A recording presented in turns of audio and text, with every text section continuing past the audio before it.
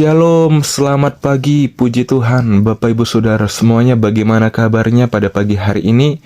Saya percaya kita semuanya bangun dalam limpah anugerah yang daripada Tuhan. Pada pagi hari ini saya mengajak kita kembali merenungkan satu kebenaran firman Tuhan. Kita akan merenungkan kebenaran firman Tuhan tentang bersyukur karena kebaikan Tuhan. Saya percaya pada pagi hari ini kita boleh bangun itu semua menunjukkan bahwa Tuhan baik bagi kita. Oleh karena itu, mari untuk kita menyadari akan hal ini, Tuhan menghendaki untuk kita senantiasa bersyukur dalam aspek hidup kita bersama. Kita akan merenungkan kebenaran firman Tuhan ini dari kitab Mazmur pasal 107 sampai 109.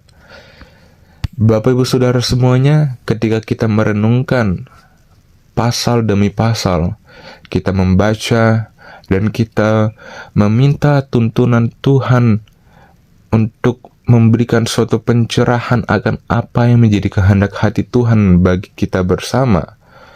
Kita dapat merenungkan ini di dalam Mazmur pasal yang 107, yang dimana di dalam Mazmur ini mengungkapkan ajakan untuk bersyukur kepada Tuhan atas karya pembebasan yang agung. Pemazmur menyoroti betapa besar kasih setia Tuhan, terutama dalam menebus umatnya dari berbagai situasi yang sulit dan tak terhindarkan. Dalam ayat 17 dan 18, kita membaca, dikatakan bahwa ada orang-orang yang menjadi sakit oleh sebab kelakuan mereka yang berdosa dan disiksa oleh kesalahan-kesalahan mereka. Mereka muak terhadap segala makanan dan mereka sudah sampai pada pintu gerbang maut. Dosa tidak hanya memisahkan kita dari Tuhan, tetapi juga merusak aspek-aspek penting dari kehidupan kita sehari-hari. Dosa membuat kita jauh dari kebaikan Tuhan dan menyebabkan penderitaan fisik, mental, dan spiritual. Banyak berkat yang sebenarnya telah Tuhan sediakan untuk kita, seperti makanan, kesehatan, damai sejahtera, dan itu semua menjadi hilang oleh karena kesalahan kita sendiri. Ketika kita jatuh di dalam dosa, seringkali kita merasakan konsekuensinya yang membawa kita pada kesulitan dan penderitaan, bahkan pada titik di mana kita merasa seperti berada di ambang kematian. Namun, betapa besar kasih dan anugerah Tuhan kepada kita, walaupun kita berada dalam kondisi terburuk sekalipun oleh karena dosa. Tuhan tidak meninggalkan kita dalam kebinasaan. Dia tetap mengasihi kita dengan kasih yang tak terukur. Dan sebagai bukti kasih itu, Dia mengutus anak yang tunggal, Yesus Kristus, yang telah rela mati bagi kita bersama, menebus kita dari dosa, dan membawa kita kembali ke dalam pelukannya. Pemazmur melanjutkan dalam ayat 19 dan ayat yang ke-20 berkata, "Maka berseru-serulah mereka kepada Tuhan dalam kesesakan mereka, dan diselamatkannya mereka dari kecemasan mereka. Disampaikannya firman-Nya, dan disembuhkannya mereka. Diluputkannya mereka dari liang kubur." Di saat-saat paling sulit dalam hidup, ketika kita merasa terjebak dalam kesalahan dan dosa, ada pengharapan. Tuhan selalu mendengarkan seruan hati kita. Dia tidak pernah jauh dari kita. Ketika kita berseru kepadanya dalam doa dan memohon belas kasihan, Tuhan akan datang menolong kita pada waktunya.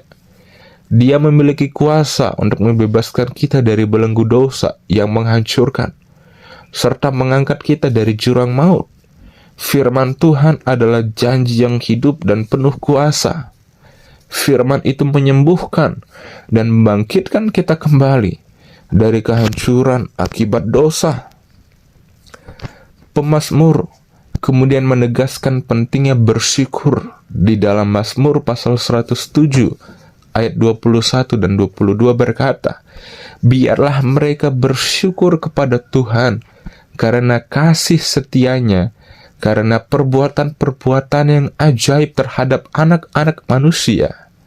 Biarlah mereka mempersembahkan korban syukur dan menceritakan pekerjaan-pekerjaannya dengan sorak-sorai.